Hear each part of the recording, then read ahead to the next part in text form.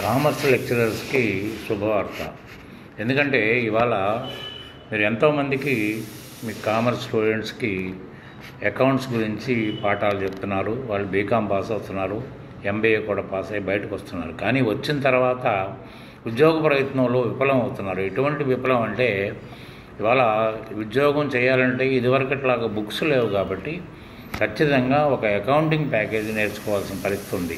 Accounting package అన్నింటిలో కూడా Tally అనేది చాలా ఈజియెస్ట్ ప్యాకేజ్ అని అందరూ అకౌంటింగ్ ప్యాకేజ్ నేర్చుకోవడానికి ప్రయత్నం చేస్తున్నారు. కానీ ఇవాళ మీరు కామర్స్లో చెప్పిన లయబిలిటీస్, అసెట్స్, ఎక్స్పెండిచర్, ఇన్కమ్ని ఒక గ్రూపింగ్ ఆఫ్ లెడ్జర్స్ ద్వారా సిస్టమ్కి ఫీడ్ చేయాల్సిన అవసరం వస్తుంది.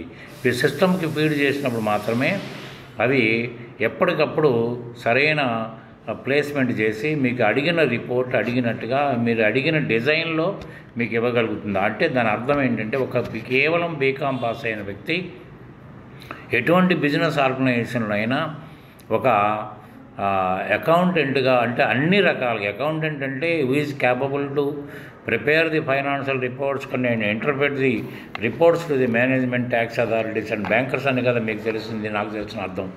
సరే, అది ఆ విధంగా ఇవాళ ఎవరు అకౌంటెంట్లు డిజిగ్నేషన్ తోటి పనిచేస్తున్నారు కానీ ఎవరు అకౌంటెంట్లుగా మారలేకపోతున్నారు. కానీ సిస్టంలో గ్రూపింగ్ ఆఫ్ లెడ్జర్స్ అనేది ఉంది. దాన్ని మనకి ఫీడింగ్ ఇవ్వగలిగితే ఇమ్మీడియట్గా మనకు రిజల్ట్స్ వస్తాయి. కానీ ఆల్ ఓవర్ ఇండియాలో ఎక్కడ కూడా గ్రూపింగ్ ఆఫ్ లెడ్జర్స్ని ఎలాబొరేట్గా చెప్పట్లేదు.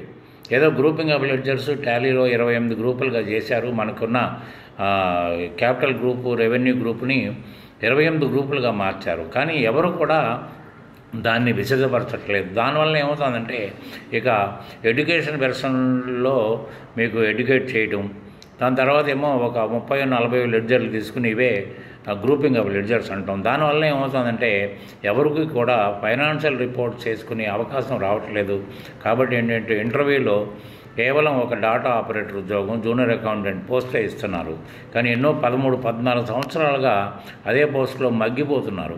కానీ ముందుకు వెళ్ళలేని పరిస్థితి ఉంది. దాన్ని దృష్టిలో పెట్టుకుని నాకున్న విశేష అనుభవంతో నేను ప్రత్యేకించి గ్రూపింగ్ ఆఫ్ లెడ్జర్స్ ఎటువంటి బిజినెస్ ఆర్గనైజేషన్లు అయినా ఆ బిజినెస్ గురించి ఏమీ తెలియకపోయినా కూడా తనంతట తాను ఫైనాన్షియల్ రిపోర్ట్ చేసి ప్రజెంట్ చేయగలుగుతాడు. కాబట్టి ఒక మంచి ఉద్యోగం వస్తుంది.